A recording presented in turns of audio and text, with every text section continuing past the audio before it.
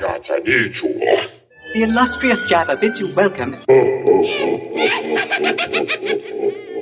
I'm going to regret this. I'm Pete Mitchell. He's Peyton Jones. And this is the Church Planter Podcast, brought to you by Church Planter Magazine.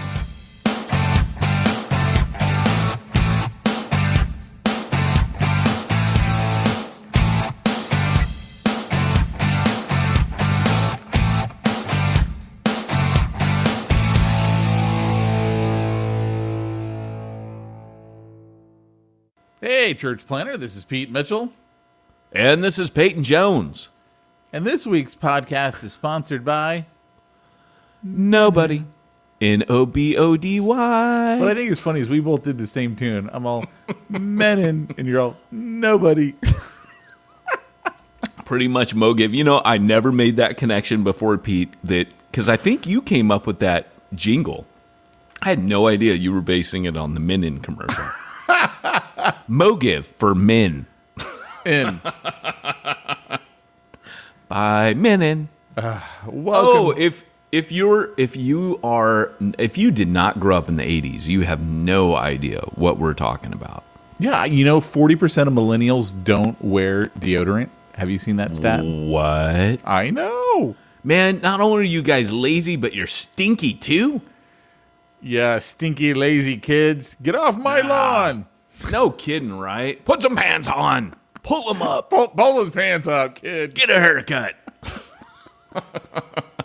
Welcome to the Church Planter Podcast. You know, it's funny. I'm training church planners this week, and I let them know that after 7 years of doing the same podcast, you pretty much earn the right to entertain yourself at the beginning of it. You know what I'm saying?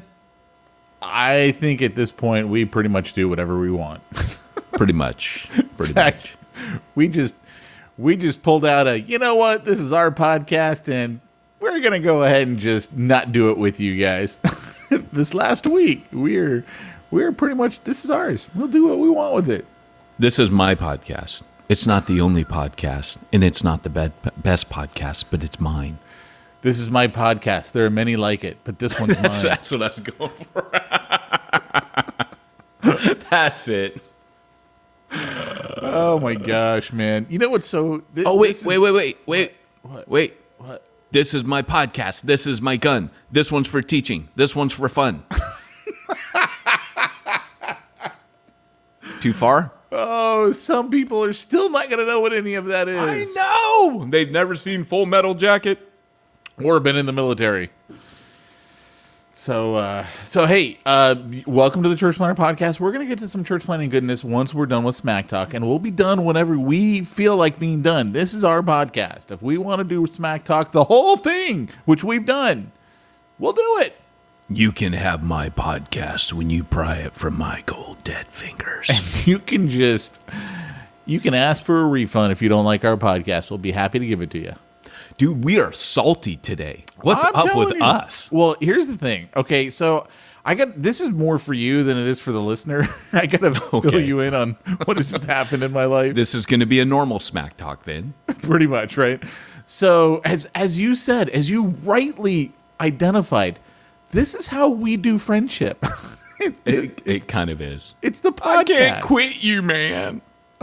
So bad. Why does it always have to go to Brokeback Mountain? Why? Oh, that was so bad. Oh, I feel not clean. So,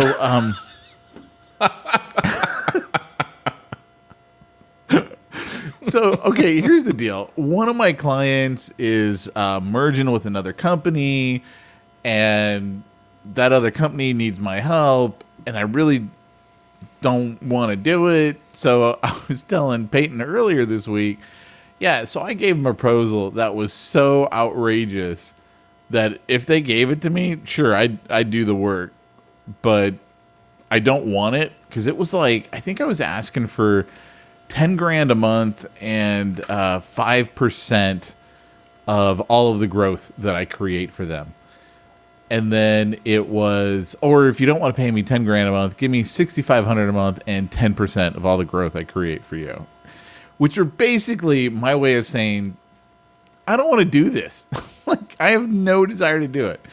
So then my client like emails me and is like, I'm meeting with them on the 8th, and I'm pretty sure they're not going to take that. I'm like, good, right? I'm pretty sure I don't want to do it, but I didn't want to say that to the client. So they're like,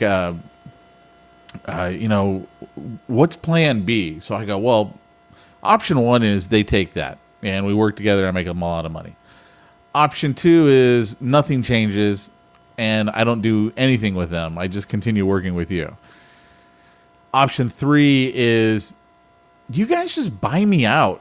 just give me a lump of money and I'm gone. And then I'm not even in the picture at all. So I just spent the last 40 minutes on the phone with my client, and she was bringing up this side opportunity with them that I could totally do and totally run and totally make a bunch of money. And I'm like, oh, that one actually is tempting because I kind of don't want to work with the mothership. This would be more like just one little thing that I would be really good at. Everyone would be really happy, and everyone would make a bunch of money. That would be my ideal. So I think that might actually happen. That's kind of cool. It could be. So that'd be good, because the one problem with dropping a client is it's kind of a lot of money that I got to make up for. So that's why I kind of don't want to just outright get rid of the client. But, sure. That's why, Pete, as I've often said, that church planning is the path to success and increased finances. Well, if you are like, hey, let's take that offering and let me go put it in my backpack before I leave. Thank you very much, everybody. It's pretty much the opposite. If you've listened to this podcast at all during the last 7 years, and dang it, if you haven't, where in the heck have you been?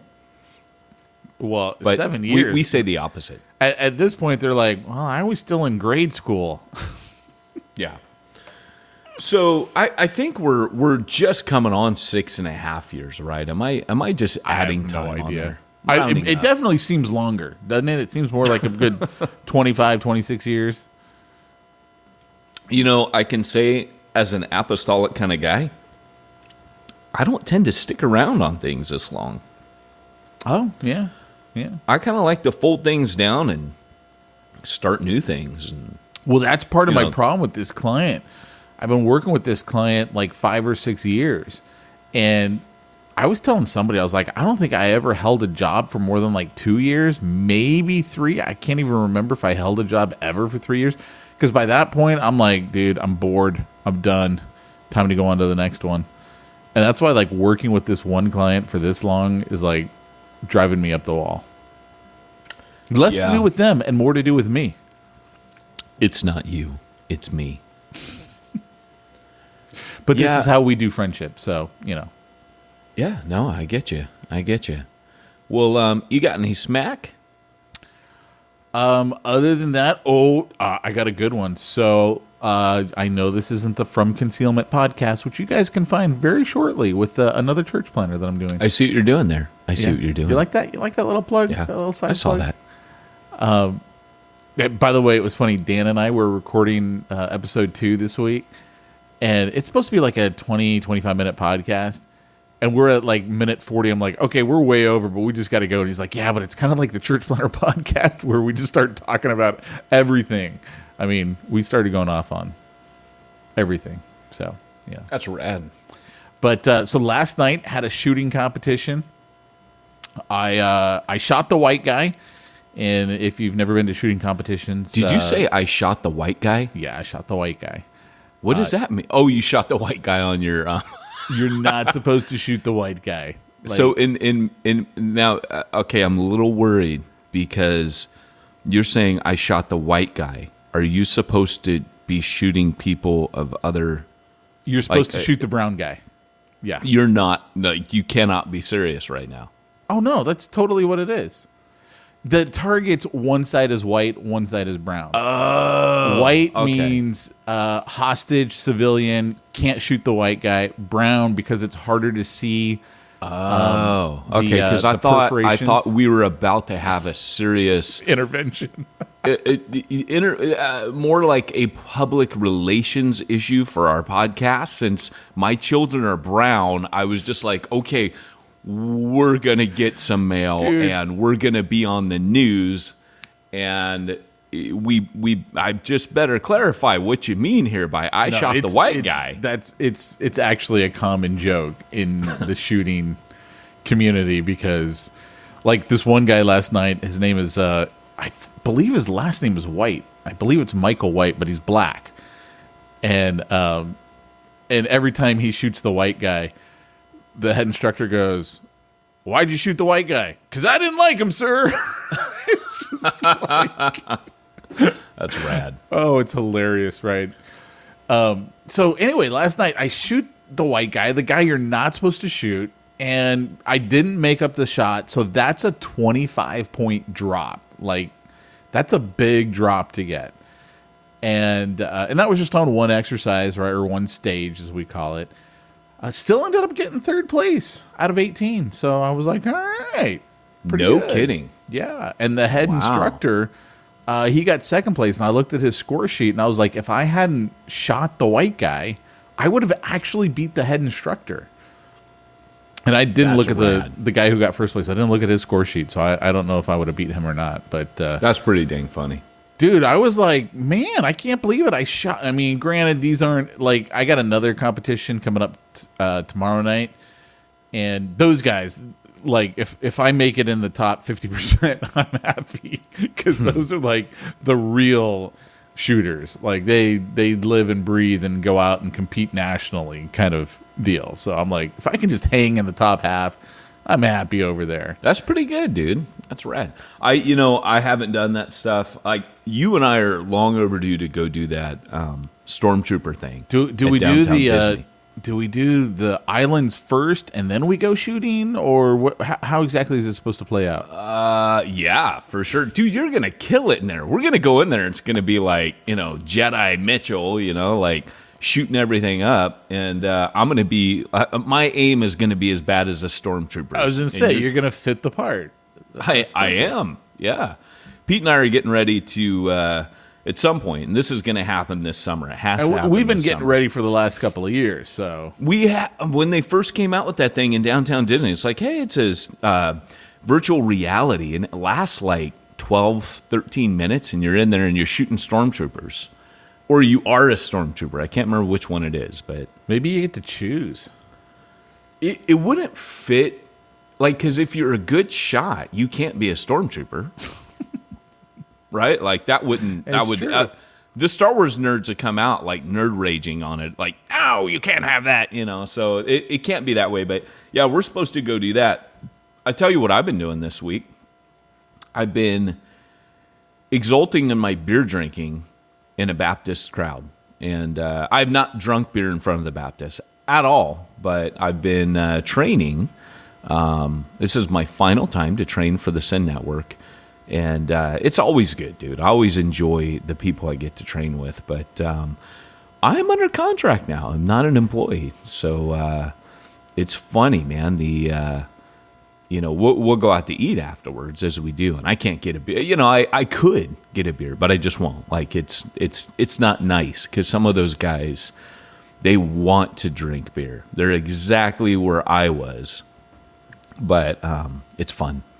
So what's really funny, though, is that so I've got Brad Briscoe. If any of you know Brad Briscoe, he was on the training team with me, wrote a book on Bivo and Kovo, kind of coined that phrase. And, we've interviewed them before, Pete. Lance Ford, Brad Briscoe, Missional Essentials, Missional Quest, Next Door as It Is in Heaven. But what's funny about Brad, I think they've actually blocked me on Facebook. I don't think so. One of them has, not Brad. I'm not going to say which one, but one of them has. Right. It's not Brad, but we don't want to say which one. But what's super funny, dude, is that, like, Brad he's seriously one of the coolest guys like you'll ever meet. Super cool. He's 58 years old. Is he really? Wow. Yeah. He looks good for 58. he looks younger than you and I. I know. I mean, well, no kidding. And every time he says it to me, I'm shocked. Like I forget it. It's like the dude is super fit. He looks super young. And when he busts out that he's 58, like he's crazy smart. Brad is a really bright dude. And he's just fun. But what I love about him is he's really serious, but he's mellow. And for me, like my favorite thing when I get around him is to make him laugh by being absolutely ridiculous, because the dude has a rad sense of humor. So that's kind of been my week. And my goal this week is, and I made this kind of like a fun game in my training, is to, yeah, there it is to make Brad Briscoe cry. Oh. So that's my thing. I'm trying to I'm digging deep. I asked him, when's the last time you cried at a good film last night at dinner? And he just started busting up I don't even remember that. I'm like, oh. And I started listing off movies. I could tell you. Oh, yeah. For me. Yeah, go on. E.T. Were we 8 years old? Probably. Dude, that's rad. You haven't cried at a film since then? I haven't cried since then. So no joke. This is a true story. And, I have no self-respect or I wouldn't be on this podcast. But here's the deal. Okay, so recently, you and I have been talking about this. I mentioned last week that I've been a little on edge recently. And I kind of had a breakthrough this week where I kind of realized, it's just been the trials that have gone on over the last few years have just... There's sometimes where it's the length of the suffering and the trials that at a certain point you almost hit a wall, and you hit a kind of like a, and it's not bad. I got to be honest. My daughter has 3 surgeries coming up, but that's kind of normal for us now. It's the difference between acute pain and chronic pain. But the chronic drains. And so where I'm at right now is, it just kind of hit me that we're tired. I was talking with my wife. We had a rad talk the other day. And we just kind of realized, we're worn. We're tired. We're weary. And these things have gone on for a long time. And what was I talking about? Serious. I have no idea. Oh shoot! Trials in your tape, life, man. Things are going bad. No one's happy. You've been salty. I heard that one. You've been salty. Well, I was talking about how I've been kind of salty and tired and worn out and weary, and this was going somewhere. And then I got a little distracted by what I was sharing, and that's it. So moving right along. So no, for real. I remember. So anyways, what's kind of funny, this has never happened. I've been married 22 years, and the wife and I, every night, we put the kids down. We're always together, right? We'll watch something together. And recently, it's been kind of if I sit in front of the TV, I'm gone. 15, 20 minutes in, I'm gone. And there's next thing I know, she's, pushing on me. Hey, wake up! It's time for bed. And so recently, she's been like, "Hey, do you mind if I watch my TV show?" And so she's been watching Parenthood and all these family shows. And I really, I watched Parenthood with her first time around. It's a pretty good show. And but it's a total family show. I had no desire to watch it second time around. And so some nights she'll look at me and she'll say, "Hey, do you want to go in the other room, play a video game or something?" And what she's doing is she's getting rid of me. I totally know this. She's kicking me out. And I can say, no, but right now during this time, I want her to have whatever she needs. I just don't want to watch it, but I want her that's kind of, in a way, it's kind of where she's coping, is that show's her little treat. And so I don't want to come in and go, no, I want to watch, whatever stupid thing I want to watch. So anyways, the other night, I'm in the dining room. My computer's on the dining room table right now. And so and I'm in there, and I can see the TV in the reflection of the glass. and she's watching Parenthood, and there's this one scene where it's like super emotional, and there's like the fireplace that floats in the middle of the room between the living room. It's like the stone fireplace, see through and all that, yada yada. But I can't see the TV unless I look, the opposite direction at the front glass doors, and I can see the reflection of the TV, but I can hear the whole thing. So I'm over here killing like kobolds and goblins and whatever on my game, wielding swords of legend. And as I look, I can hear this whole like dialogue playing out, and it's pulling on my heartstrings. And Andrea, this is so embarrassing. Andrea's like, oh my gosh. She's like, I can see her on the sofa. And she looks over at me and she goes, oh my gosh, that's so sad. And when she looks over, I look over and I just start smiling because I got these tears running down my face. And she goes, are you crying? And I go, no. She's like, Are you watching my show? And I go, no, I'm playing my video game.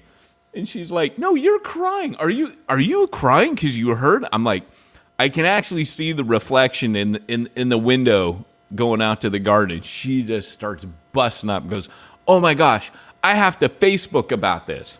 So nice. There you have it. Did she Facebook it? She didn't, because I think at the moment I'm like, no, you can't Facebook. It's funny, man. Like, I'm super stupid about certain things. Did you tell her to take it back, or you were going to end the relationship? Because that's usually what I get. I know, right? We're done here, man. That's it. That's it, Andrea. You post that on Facebook. We're done. I think. By the way, I think the best part of my apologies to you, the best line in my apologies to you is, well, how do I say this? I did do it intentionally, but I didn't mean it from the heart. Like, I was going for the joke. I thought it was funny. Like, to me, that's like such a funny line in and of itself. And it's funny too, because you give the best apologies I've ever heard. Like, no joke. You were the best apologizer I've ever met in my life. It was true. Like, I meant no offense. I did mean, like, I couldn't lie and say I didn't mean it. Like, I said it because I thought it was funny. But it was in no way, like, from the heart. It was not like, I really feel this. I don't even remember what it was now, but it was like, Nobody knows what we're talking about. I don't even know what. Oklahoma! I just remember thinking. That's our safe word, by the way, listener. That's our safe word. Everyone's like, why do they have a safe word? We should That's actually our safe do a word podcast. On the podcast. When you're doing a podcast 7 years, you need a safe word. I think we should do a podcast on why your marriage needs a safe word. No kidding, right? Andrew and I used to have one. We used to have a word that we would, and we'll get into the podcast in a minute. We used to have a word that we would use when it was time to go. You know how, like, you're hanging out with, and you're in ministry and you're hanging out with people, and like they're not leaving, or you're out and it's like, it's time to go home, and you don't know how to signal each other. And Andrew and I, before we were married, we had watched this movie called Far and Away with Tom Cruise and Nicole Kidman. And if you've never seen that movie, it's actually it's a Ron Howard film, so it's a good film. But you got to ignore that it's Nicole Kidman and Tom Cruise. But it's actually a really good movie. And they have a code word in that movie, and it's Captain Moonlight. And so that was our word. We'd look at each other and be like, "Hey, Captain Moonlight." That was a signal. It meant nothing. And yeah, but don't you think people were like, "Okay, you can't even work that one into a conversation"? Nope. No, and nobody ever once said to us, "Captain Moonlight, what's that?" I don't even think people heard it. And we started using it when we were in Wales, so it was kind of like, I think they're just like, these crazy Americans. Yeah, well, Captain that's Moonlight. probably true. Yeah. Yeah. I don't think they understood what we were saying half the time. That's funny. If you listen to my other podcast, which is Ministry Ninja, second episode dropped this week, and it's so funny though because Barry's accent on that thing is so Welsh. I mean, when he was here, his accent kind of moderate, but I mean, Barry lives in a Welsh-speaking part of Wales, and I've said this before that is a complex language surpassed only by Russian, which is where original Celtic supposedly came from, was the Volga River Valley in Russia. So migration happened, and his accent, oh my gosh, like please is Osquelakantha. So it is a very complex language, but when he's talking, he's like, well, I don't know that I've ever thought about that before. And it's just... How do you think Melissa's going to sound when she comes back? Oh, my gosh. I guarantee you, when she comes back, she'll have that lilt that I used to have when I would come back and people would be like, oh, man, the way you're talking, it's like... Because the end of sentences go up like a sing-song. So you'd be like, oh, that's a good one, that... there's like this lilt that comes at the end of sentences. And interesting. Barry is very well. Even the South Wales Welsh, it's very industrial down there. They will say, "Oh, that's the Welshy Welsh." So Barry's in a Welsh-speaking community, and so his accent's very thick on that thing.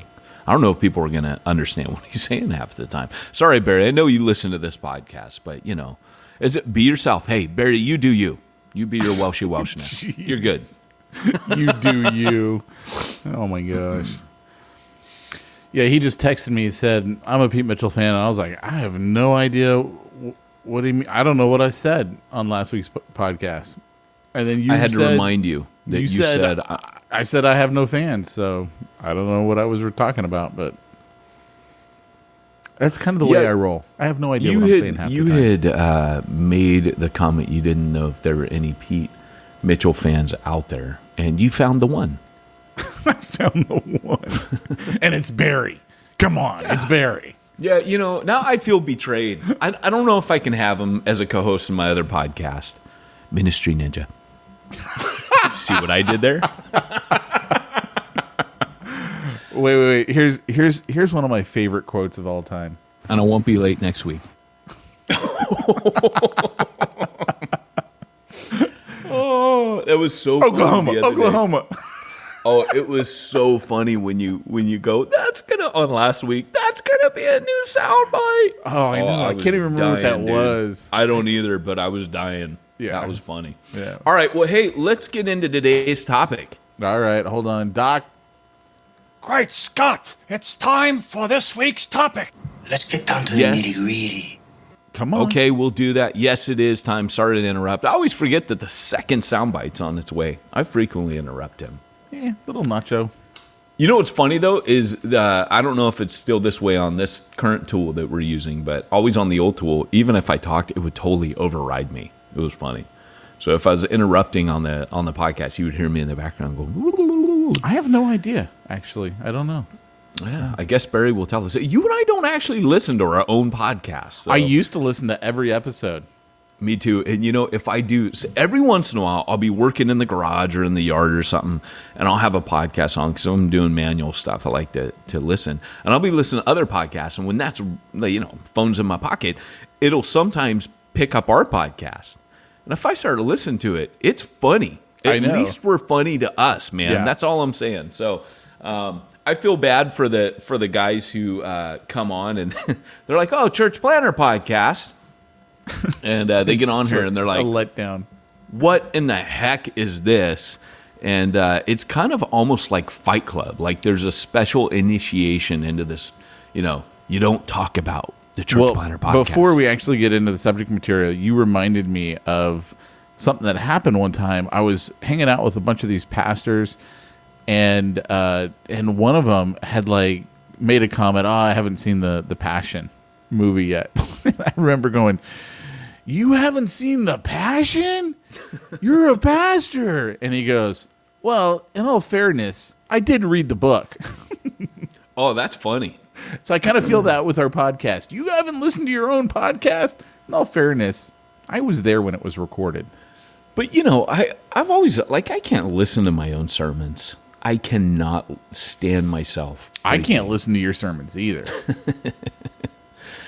Oh yeah, well, I'll That's have you that's on because the I'm up best north. preacher in. No, just joking. See, you can't say things like that, and It's because I'm up north and you're down south. That's the only reason why I can't listen to yours.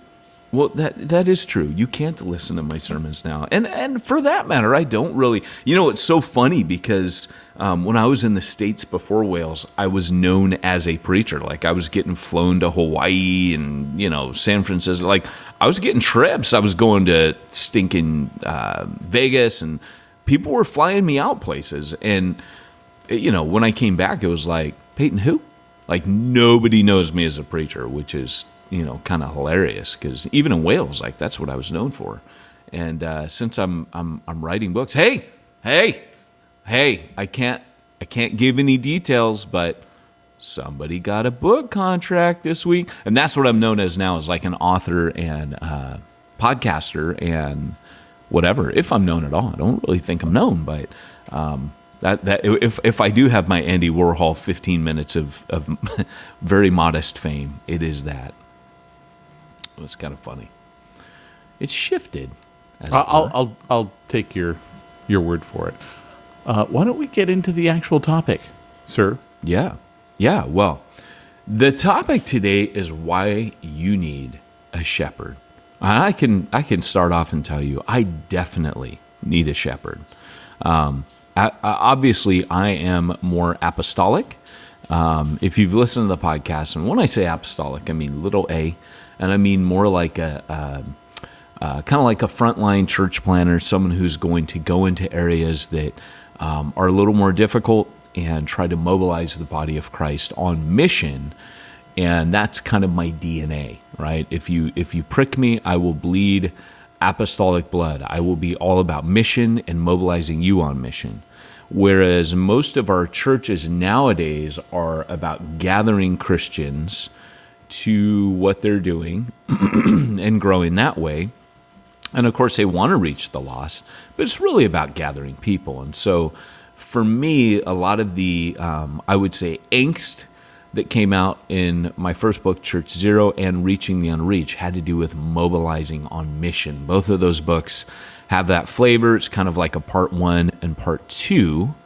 But here's the problem. We've talked about this before, that if you're talking about the APEST, the apostolic, prophetic, evangelistic, shepherd, and teacher roles from Ephesians 4, or what I like to call FIST, the FIST model of leadership, where when you plant, you have these different 5 fingers, you put them together and they make a fist for kingdom impact. If you have these different offices that work together, people see a more complete picture of Jesus. But the problem is, you don't hear from God as an apostolic leader in the same way that the others do. And I'm not saying that you hear from God less.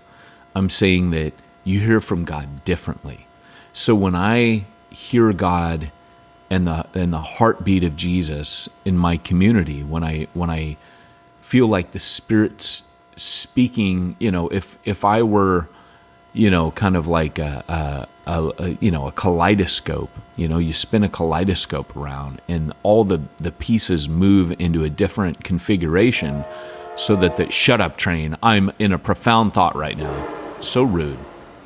But the light shines through that kaleidoscope, same light, same pieces, but configured differently, and you get a different image. And so when the light of God shines through my gifting, it looks very different than when the light of God shines through a prophetic gifting or an evangelistic or a shepherd or teacher.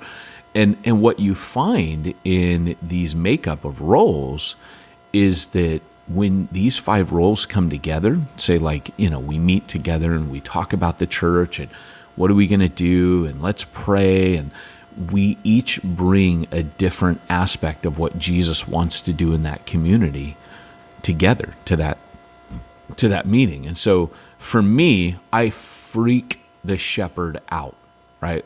Or I morph the shepherd, right? You just said I freak the shepherd out? I do. The shepherd gets freaked out because I'm like, hey, this is what we're going to do.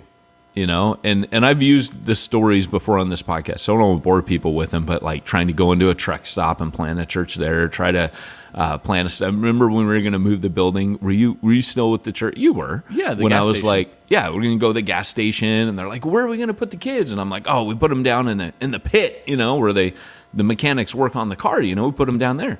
Can you imagine, like somebody doing church that way? You're like, oh, where's the Sunday school? And they're like in that hole over there, Like this was, and no joke, like that was. In all fairness, we would have moved there had it not been for the issues in the community that, like, you couldn't use that for a church. That was the big problem with it. Right. But to me, that was a sane idea. And now after the Shepard on our team started speaking into it, well, Peyton, like, people aren't going to want to go put their kids in a hole. There wasn't a hole there. It was probably just the garage. Like, just to make you sound better, there wasn't a hole there. Well, I didn't even go look at whether there was a hole. I just in my mind was like, we were going to do it in chairs like we did an outdoor church. We were going to do it in chairs where the tanks used to be, or where you would fill up your car normally. We sitting there on the corner, like that's where we were gonna. We'll dig the gas tanks up and put the kids down there.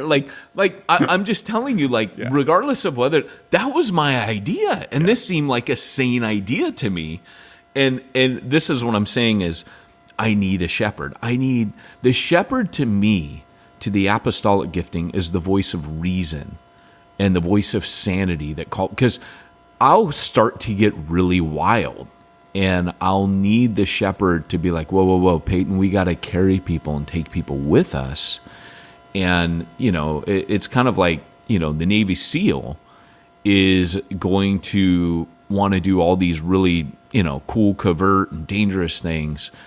And, there's different branches of the military for a reason, right? Like the National Guard's like, hey, we kind of got to look after the home front.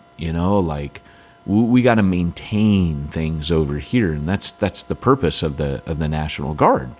And they're part of the Army National Guard, but there's a different mentality there. They have combat too. Don't get me wrong. My brother was in National Guard, but there's a different mentality that exists between different types of. And I use this analogy in Church Zero. Cha-ching.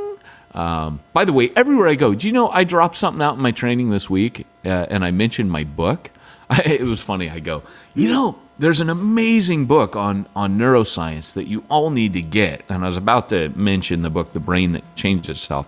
And I paused and I said, it's called Church Zero by Peyton Jones. And I'm with all these people from all over the United States. I don't even know when they all go, cha-ching. That's hilarious. It's funny that because we don't even do it that much anymore. No. And that's our rule, is we have to say cha-ching. So now, but when I go other places, people will remind me, hey, cha-ching. And I say, hey, we're not on my podcast. I don't have to say cha-ching here. So that's a rule for this podcast, for the shameless plug. But, which, I don't know, does that beg the question, when we're plugging our other podcast, should we say cha-ching? Dude, there's no money yet, so I don't know. How about it just a cha? Cha. There's no ching. So, cha. So, getting back to the point. So so having a shepherd is key for me, and I used to kind of feel like the shepherd, kind of like Anakin Skywalker, where he's looking at the Jedi Council, going, they're holding me back, Obi-Wan. I should be a master by now. And I used to always kind of resent that, because the apostolic in me couldn't understand why don't. And I think part of the maturity in leadership, when you realize, no, that person's speaking the heart of Jesus too. Like, it's not just the way I see it. It's also, and I'll be honest, I have so many breakthroughs and aha moments and light bulbs switching on when I hear a shepherd. So I would say, to me, the most valuable person to me on my team, because of my weaknesses, is a shepherd. Now, those are the two that tend, like I said, when you don't understand the dynamics, you get in fights with them more. Or there's even the possibility that you're going to have a strained relationship, because you'll seem almost at times like the antithesis. Because a shepherd will be so inward focused that at times the shepherd would sit here and say the exact same thing about the apostolic, like, the apostolic leader's very good for me. And the reason I say the apostolic is because they are the antithesis of one another. So the shepherd is about caring for the sheep. The apostle is for mobilizing the sheep. So the difference between the evangelist is almost like a splinter cell. The evangelist can go out there and evangelize all by their lonesome, you know. They're on their own, all by myself. Now, they'll take people with them sometimes, but they typically, they're kind of almost like an island, and I find it really unique in the way that Paul lists out the 5 roles in Ephesians 4. I believe there's an order to it. So when he goes apostle, prophet, those two stand next to each other. So there's a reason they're listed as number 1 and number 2. Those two together are like the dynamic duo. You put them together, they're going to tear it up, right? They're going to be like almost an unstoppable force. And they get each other. They get into a lot of trouble together. The shepherd is a major encourager. So the shepherd, the apostle constantly needs encouragement. And so the shepherd, the apostle needs encouragement. So when a prophet's there, and the prophet's also super radical, right? And the gifting of encouragement that a prophet has is to stimulate mission. So that's why in Acts you see them turning up to all the new works. Like in Antioch, when Paul and Barnabas go there, prophets, it says, and then prophets came from Jerusalem. And they stimulate and encourage that work, and then lay on hands and send out the other 2 as apostles, and they suddenly become apostolic. And that's through the encouraging ministry of the prophet. That was a key part in stimulating apostles. So there's a centrifugal force, and I would say a synergistic effect when you get those two together. But look, the evangelism is in the middle. So if you're looking at your hands, looking at the back of your hand, you can see the thumb and the forefinger. This tells you what I'm doing right now. You see the thumb and forefinger go together. Those are those 2 roles. Then the middle finger, don't take that too far. They do bring the offense of the gospel. That's why usually when I'm naming them on in a conference, I'll say, they bring the offense of the gospel. Not much more to say about that. And they stand alone a lot. But then the ring finger is the shepherd, because he's all about relationships, and the pinky finger is about exactness and scriptural delicacy, theological accurateness. So I always use the imagery of a guy drinking a teacup with his pinky extended. It's about the theological etiquette. But those two, if you look at the ring finger and the pinky, those are close together. So shepherds and teachers often serve together, and they get one another because they're the 2 conservatives. And so when you look at this, I believe that the lone finger in the middle, the evangelist, needs the other 4 to keep him or her balanced. That the evangelist is such a wild card, and still there's a 3-to-2 ratio of radicals to conservative, the evangelist being the last radical. So it's apostle, prophet, and evangelist. And I didn't mean to go this deep into the APES, but my point is, if you look at the way it's listed, the apostle listed first is balanced by the shepherd on the other side of the evangelist, and the next one, the prophet, is balanced by the one 2 spaces away from it, which is the teacher. So the prophet and teacher balance each other. And we could talk about that a whole nother podcast.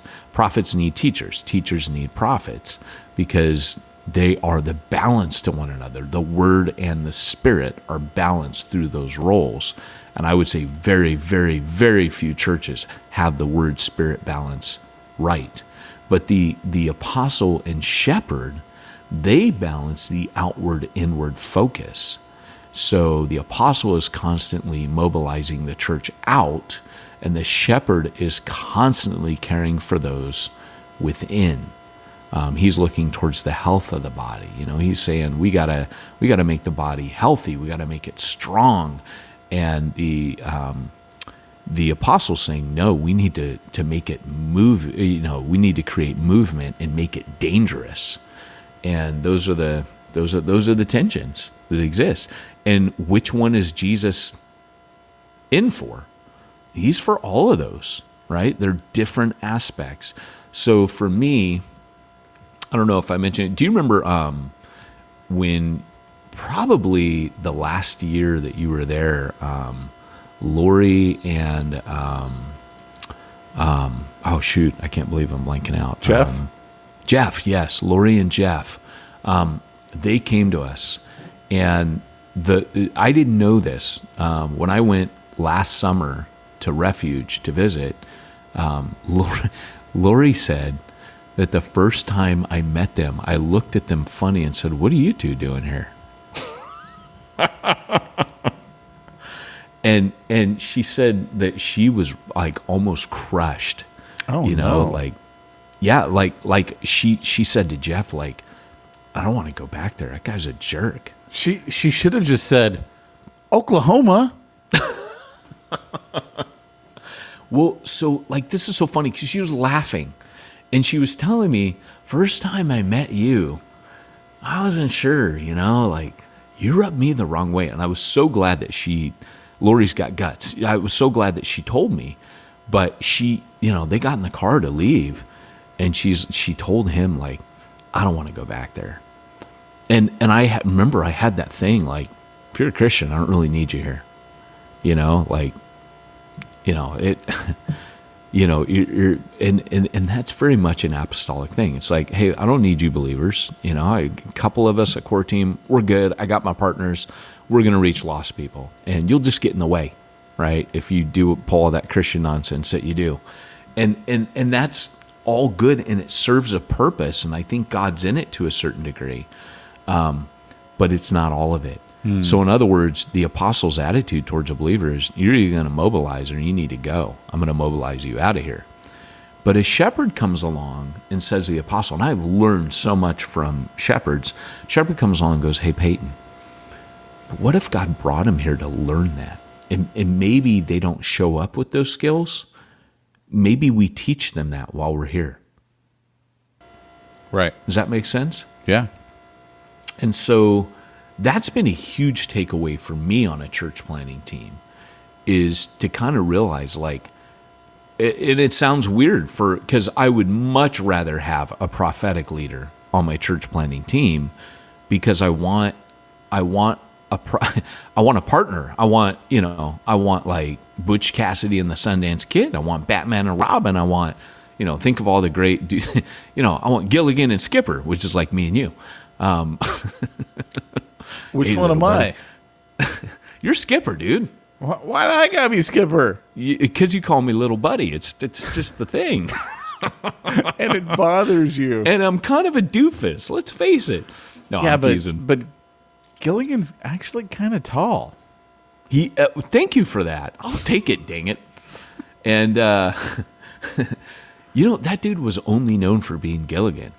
Oh. It was like he couldn't get cast for anything else after that. No. Never saw the Skipper in a Bob James Denver? Bond film. What was his name? Yeah, it was. Yeah. It was Bob Denver, Gilligan. right? Wait. Which one is the? Which one was? Wait, why am I? John Denver. Okay, I was gonna say. Wait. My brain's doing something weird here. Sunshine on Rocky my shoulders. Mountain High. John Denver. John Denver. I'm like Bob Denver. Bob, why does that sound wrong to me? Why does that sound like the singer? John Denver. Dang it.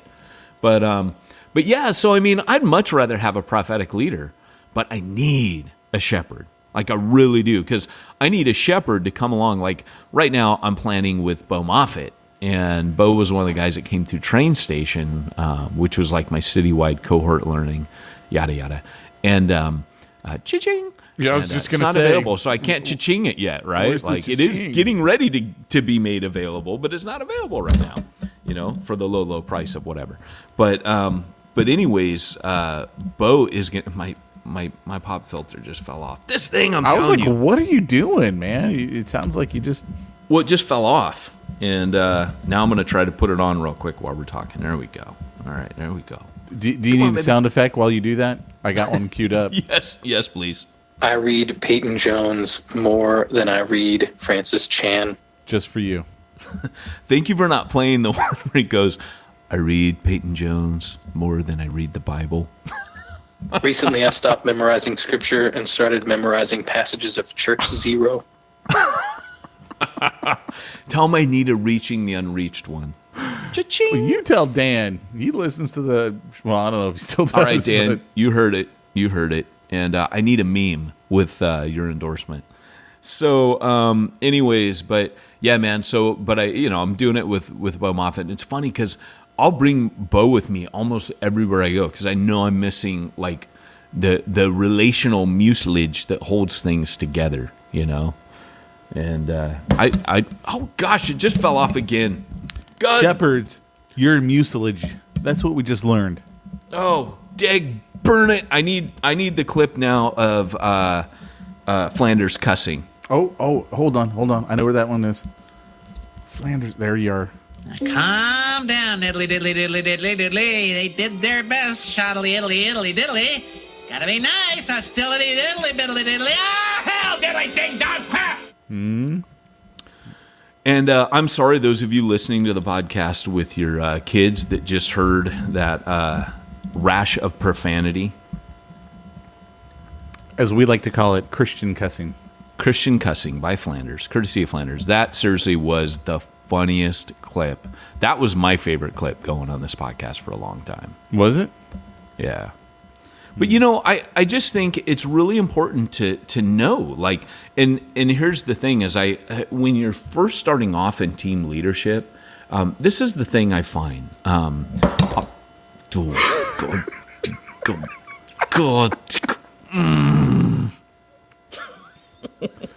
One way or another, Satan's gonna stop this podcast. Going to just hold it. You know how like people take those pictures and they're holding that stick with a mustache? I put that in the category of stuff white people like, right? Like no people of color are that lame. It's funny because did we have to turn racist all of a sudden? We did. We really have to go there? I kid you not. I wish I had shared this on Smack Talk. Something really dumb was on TV the other day. And my daughter's African American and she's half white. And I looked over and I said, babe, you're going to find as you get older that white people are absolutely ridiculous sometimes. She just started laughing. That's funny. So, and that is one of my favorite sayings, stuff white people like. But that's how I'm going to hold my pop filter for the rest of this podcast. At least there won't be pops. Yes. That's important. This is not Rice Krispies podcast. We will not have that snap, crackle, and pop into your morning. But getting back, go, Pete, any questions you have? So if I needed to like pick up a shepherd for my church plant, is there like a place where they all hang out outside and I can just drive up and, Costco, not Costco, Home Depot. You'll see them standing outside of Home Depot. You go there, you should report it to the IRS, when you use them. But when you use your day labor shepherds? Yes, your daily shepherd. Hey, need a shepherd for the day. What's your rate? And normally they'll tell you, okay, but I won't dig. No digging. You know what I find really interesting about the whole shepherd and versus teacher phenomenon? Because whenever you see using the churches that are following the Moses model, right? You got your lead pastor and everyone else is basically an underling. And the lead pastor leaves for whatever reason. His choice, church's choice, whatever. People's choice. A word. And the person who replaces them,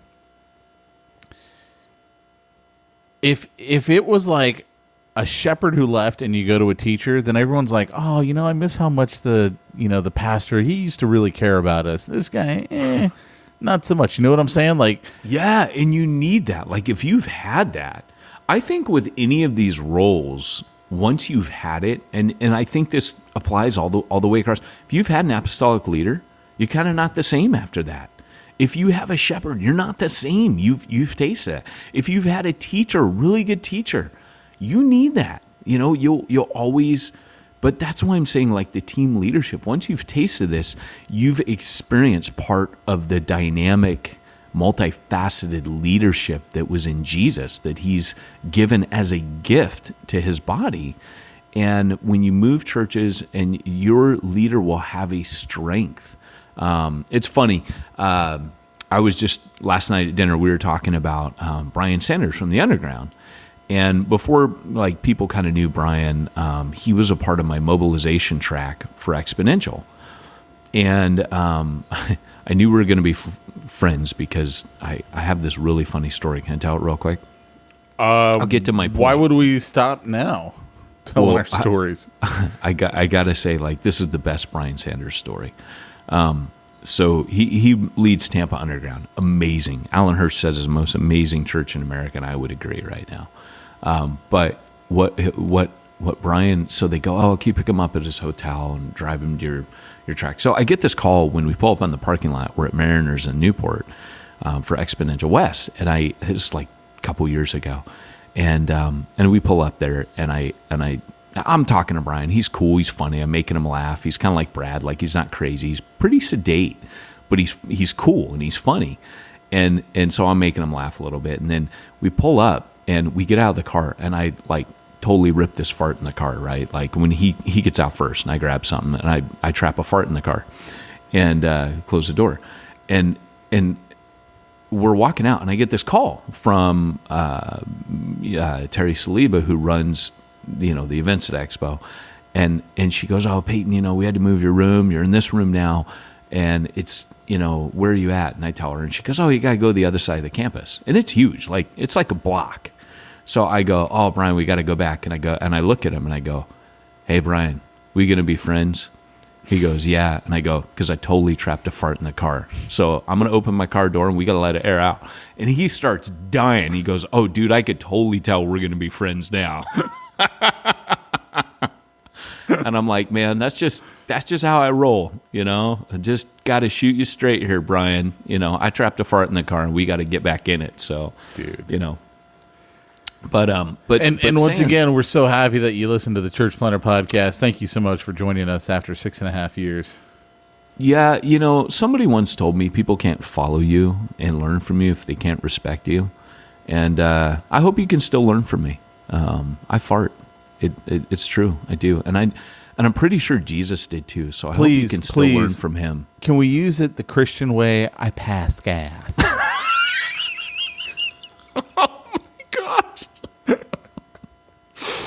That's the funniest thing you've said all year. Oh my gosh.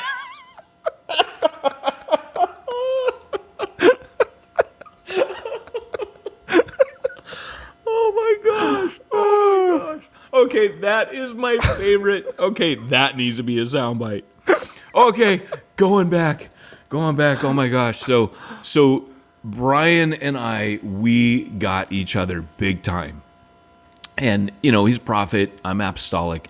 And that's what I was saying to Brad last night. I go, in the few times I've hung out with Brian, I'm pretty much picking up, he is a prophet. And Brad goes, "Oh my gosh, totally 100% a prophet." And so here's the thing, like we were at this thing, Exponential does this really cool thing where they get all these kind of like movement makers and heads of networks together. It used to be called Future Travelers, but anyways, they were meeting in Long Beach and we were hanging out there, and Brian, this is such a prophet move. Brian walks in and like some of the leaders like Larry, Deb Wackemeyer, they're hosting it, and these are all kind of like Exponential dudes, and Bill Kokenauer, who kind of runs that aspect of it, and Terry Saliba, and a couple other, just one or two other of like the speakers and what have you.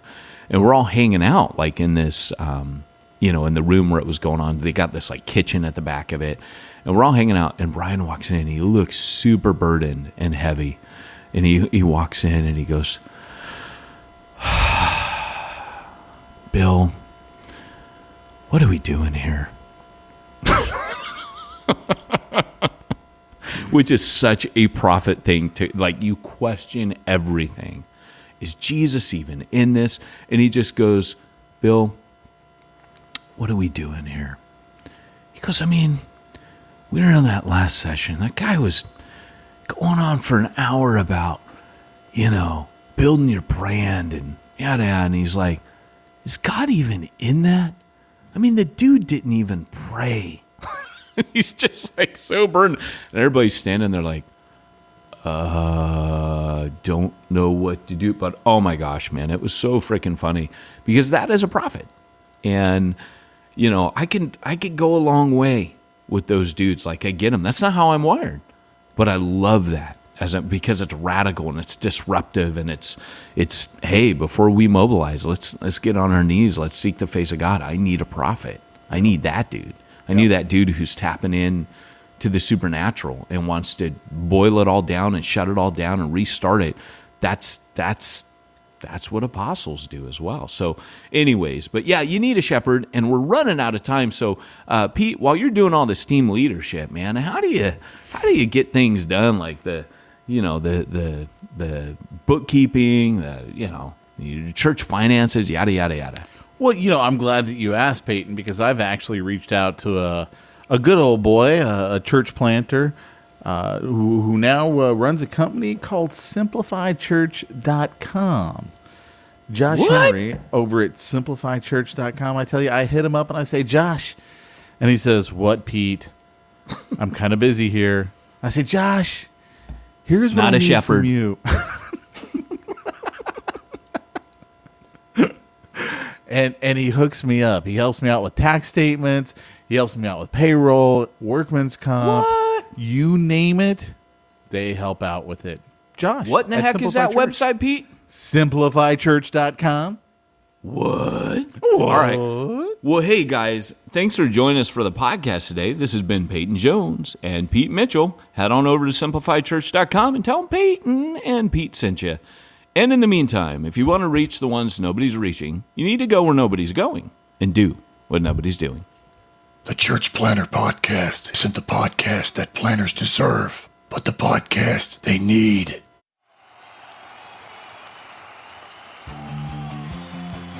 Thanks for joining us for another weekly episode of the Church Planner Podcast with Pete Mitchell and Peyton Jones.